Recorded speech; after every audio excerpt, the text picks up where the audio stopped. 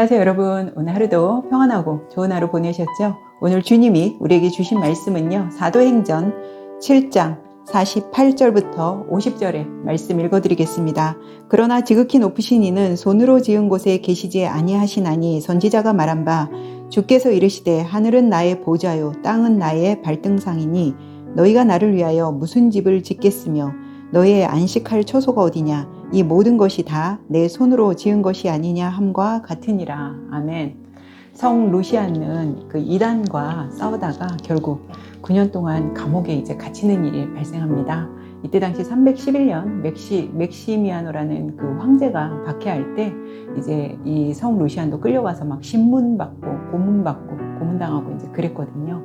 근데 이 성 루시안이 위대한 학자인 것을 알고 이 맥시미아노 황제는 끝까지 이 사람한테 배교하면 너에게 목숨 살려주고 또 뭐 부귀까지 주겠다고 이제 그런 약속을 합니다. 그런데도 불구하고 이 성 루시안은 끝까지 아무런 얘기를 안 하고요.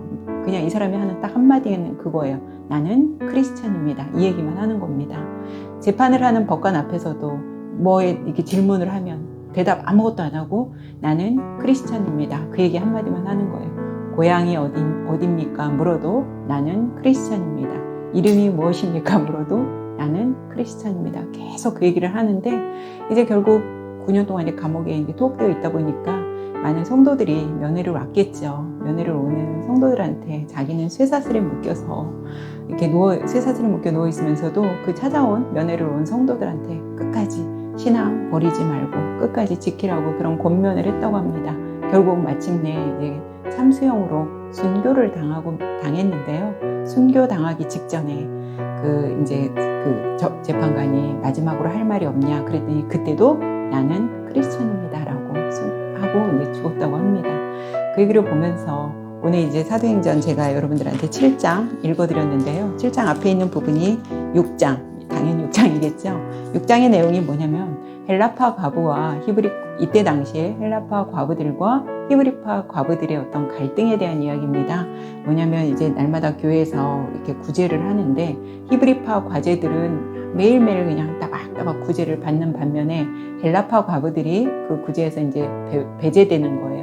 그것을 이제 이 헬라파 과부들이 항의를 하죠. 불만을 토로하죠. 그것으로 인해서 이때 사도들이 이제 우리가 말씀과 기도에 더욱 신경 쓰고 이런 일들을 할 다른 사람들은 왜냐면 이제 너무나 폭발적으로 예루살렘 교회에 막 부흥이 되다 보니까 막 하나하나 너무 신경을 많이 쓰게 되는 거죠. 그래서 이때 당시 이제 7명의 집사를 선출하는데 여러분 아시는 대로 그 집사 중에 7명의 집사 중에 오늘 스데반이라는 집사가 있죠. 미리 말씀드리면 스데반은 교회 역사에서 최초로 순교한 사람입니다. 스데반이라는 그 이름이 헬라식 발음으로는 스테파노스라고 하는데요. 그 뜻은 어떤 왕관, 면류관이라는 뜻입니다. 스데반이 그 교회 역사에서 최초로 순교했으니까 사도들보다 또 먼저 정말 순교했죠.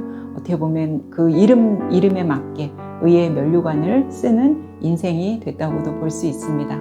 스데반 이때 당시에는 이제 사도행전 벌써 2장에 가서 예수님 승천하시고 너희들에게 성령을 내려줄 때까지 기다리라고 하신 말씀처럼 그때 당시 이제 막 성령이 임했단 말이에요. 그러니까 막 성령이 임했다는 것은 결국 막 사도들뿐만 아니라 성령 임한 사람 모두가 한 사람 한 사람이 막 이제 성전이 되는 거예요. 성령이 얼마나 충만했던지 이 스데반에게도 성령이 충만하고 스데반한테 뭐라고 이제 성경 표현 믿음이 충만하고 성령이 충만하고 지혜가 충만하다고 이제 그렇게 성경 묘사를 하고 있습니다. 성령이 충만하다 보니까 스데반이 막 거침없이 막 설교도 하잖아요. 스데반이 한 설교가 무슨 설교예요? 온 우주 만물을 하나님이 창조하셨는데 보이는 건물 속에 하나님이 갇혀 있는 것처럼 그것을 성전이라 부르고 성전을 막 우상시하고 하나님보다 더 성전을 절대적으로 하는 종교 지도자들, 특히 사두개인들을 막 공격을 하잖아요. 이 성전에 하나님 임재하시지 않는 곳은 사실 성전이 아니죠. 근데 하나님 임재하시지도 않는데 성전 안에서 계속해서 막 성전을 우상시하고 사두개인들, 종교 지도자들이 또 이때 당시 뭐 했어요? 우리 복음서에서 봐서 알겠지만 예수님이 막 성전에서 성전 정화 사건 아시죠? 비둘기 팔고 동전 환전하고 막 돈 환전하고 이런 사람들 막 예수님이 상 한 번 뒤집어 엎으셨잖아요. 그걸 가지고 그 얘기와 맥락과 같은 거죠. 그래서 성전을 막 우상시하면서 성전에서 기득권 그런 행세를 하는 그런 종교 지도자들에 대해서 스데반이 거침없이 이제 설교하는 거죠. 봐라, 구약에서부터 기다려온 메시아, 그분이 오셨다. 실체가 오셨다. 구약에서 말하는 그 율법과 성전은 장차 오실 그 예수님을 이제 보여준 거잖아요. 그분이 오셨다. 누가 아까도 말씀드렸지만 이런 설교를 스데반이 거침없이 했을 때 누가 제일 화가 나겠어요? 종교 지도자들. 성전에서 뭔가를 막 정말 이런 표현 좀 그지만 뜯어먹는 그런 사두개인들, 그런 사람들이 화가 났겠죠. 성전에서 계속 기득권 행사하고 검은 돈을 막 먹는 그런 사람들. 그래서 결국 어떻게 합니까? 그 사두개인 종교 지도자들이 막 거짓 증인들을 사서 결국은 스데반을 어떤 죄목으로 이제 돌로 치라 그래요. 신성 모독죄로 돌로 치라고 하잖아요. 왜냐하면 이 유대교 사람들에게 성전이 굉장히 이 사람들의 어떤 성전이라고 하는 거는 자존심이나 마찬가지거든요. 근데 그걸 지금 건드린 거예요, 스데반이. 그래서 이제 돌로 치라고 하잖아요. 예수님도 같은 죄목이잖아요. 신성 모독죄. 예수님도 같은 죄목이에요. 예수님 뭐라 그랬어요? 내가 하나님의 아들이다. 내가 크다. 성전을 허물라. 내가 사흘 안에 다시 짓겠다. 이런 말씀하신 거하고 지금 스데반은 똑같은 거예요. 그러다 보니까 결국 스데반이 이제 죽임을 당하는 상황이 이제 된 거죠. 스데반이 죽기 전에 하나님 보좌 우편에 서 계신 예수님을 바라봅니다. 여러분 성경에서 보면 가끔 이제 하나님, 예수님이 이렇게 앉아 계신다는 표현도 나오고 오늘처럼 서서 계신다는 표현도 나옵니다.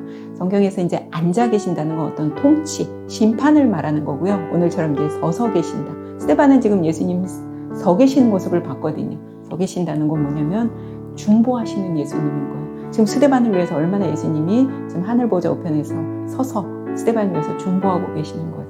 그러니까 그 얘기를 하는 거거든요. 그 스데반은 죽을 때까지도 정말 예수님 모습하고 너무 똑같아요.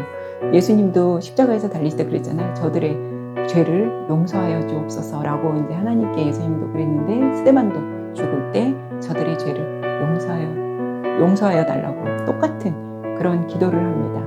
죽음의 이 스데반의 죽음 끝에 이 사도행전 역시 누가가 기록을 했죠. 스데반의 죽음 끝에 걸려있는 사람 한 명 인물이 있죠. 어떤 인물이 나와요? 사울이라는 청년이 나옵니다. 사울 앞에 그 돌로 치려는 사람들이, 모든 사람들이 막 사울 앞에 옷을 벗어놓죠. 이거는 무엇을 얘기하는 거냐면 법적 그 어떤 절차로 증인들이 옷을 벗어서 여기다 놓아야 그것이 이제 증거가 되는 겁니다. 사울이라는 사람을 이 누가가, 어쨌든 누가도 사울과 지금 같이 누가가 사도 바울을 따라다니면서 옆에서 선교 여행하는 그것을 그대로 적는 거잖아요.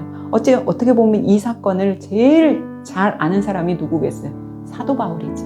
사도 바울이 누가에게 얘기해주고, 누가는 그거 지금 기록한 건데, 요 스데반이 죽는 그 장면 밑에 지금 사울이라는 청년이 처음으로 이제 여기 성경에 등장을 하는 거잖아요.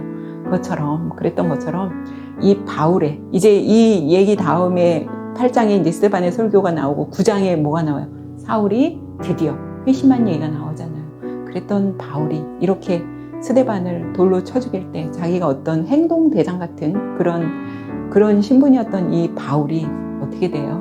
정말 위대한 신학자요, 선지자요, 목회자로 나중에 이제 변화가 되잖아요. 아까 그 성루시안이 이름이 뭐냐, 고향이 어디냐, 너가 뭐 배교만 하면 내가 너 살려줄게, 부기 줄게 해도 나는 크리스찬입니다라고 말했던 것처럼 언제나 어디서나 우리는 나는 크리스찬이라는 것을 자랑하고 고백할 수 있어야 하지 않을까 싶습니다.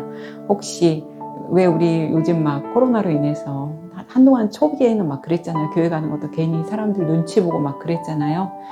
그런 거 아직도 우리가 크리스찬이라는 게 혹시 여러분 가운데 부끄럽거나 남한테 이렇게 말할 수 없는 그런 거라면 오늘 이 얘기를 통해서 당당하게 언제고 어디서고 나는 크리스찬입니다라는 것을 우리가 당당하게 자랑할 수 있는 저와 여러분이 됐으면 좋겠습니다.